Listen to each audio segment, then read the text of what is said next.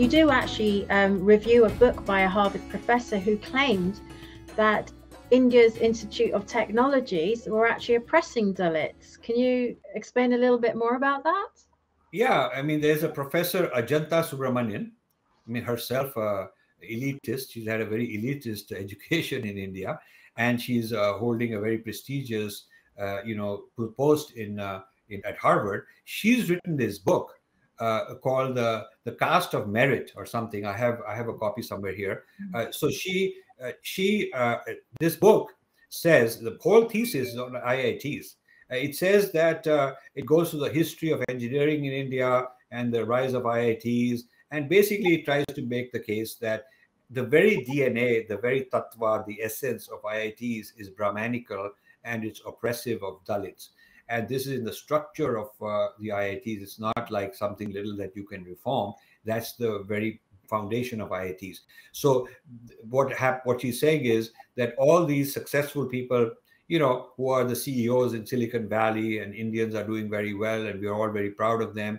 And all this IT industry and export industry, it's all export of Brahmanical supremacy, which then means racism. Because once you say casteism equals racism, then this whole thing has to come under the American law of racism. Now, this has legal ramifications. So there are workshops that Equality Labs and various other people are doing, workshops all over Silicon Valley, telling the American tech companies, tech giants, that they have to learn about casteism, and they have to have surveys of caste to see how many people belong to different castes, and if there is caste discrimination on salaries, and if there's caste discrimination on how many people on their board, how many people in their top management. So this caste consciousness is being taught by people who are promoting all this knowledge, and so the American tech giants don't know what to do. I mean, they don't want controversy. They believe in meritocracy.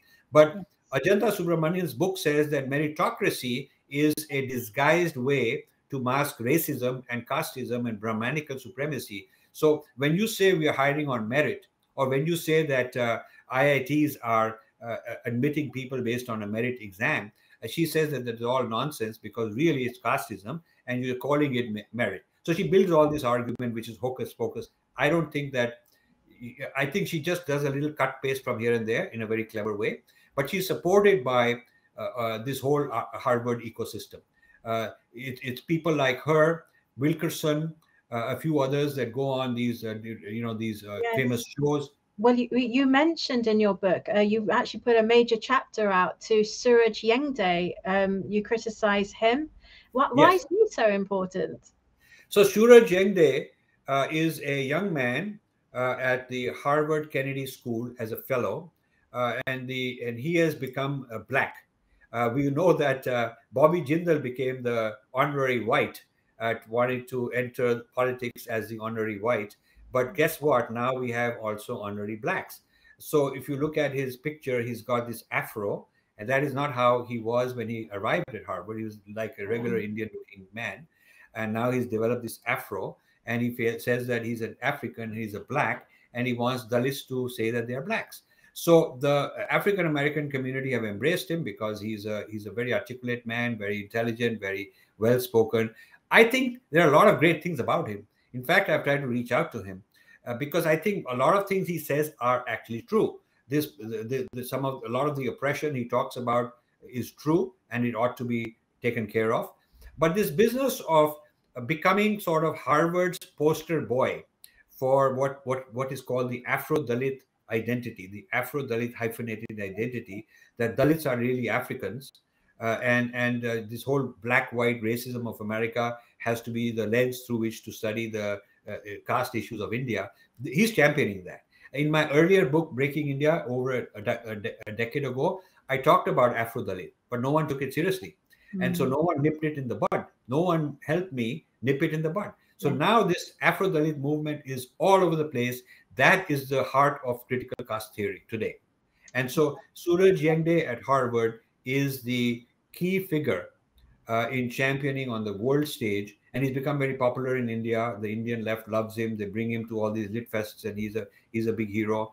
But there are so many flaws, I pointed out. His understanding of Buddhism is flawed. His understanding of Marxism is flawed. His understanding of Hinduism is flawed. He's got all these weird ideas about caste and the history of caste and this Aryan invasion and so on. I mean, I have a very large chapter taking his writings, which are prolific, and his videos, which are prolific, taking them point by point and giving a response. I mean, I'm not trying to censor anybody, silence anybody. They have a right to speak, and I have a right to respond. I want healthy debate. I invite them, and if you could bring them on to a forum where you moderate and we have a respectable discussion and we agree, disagree, I would welcome it.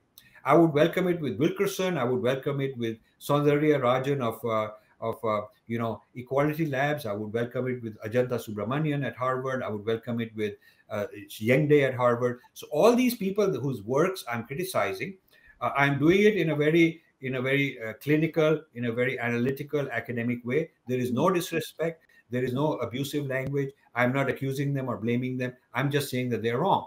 Their academic work is flawed. So Yengde is a very influential figure in that regard.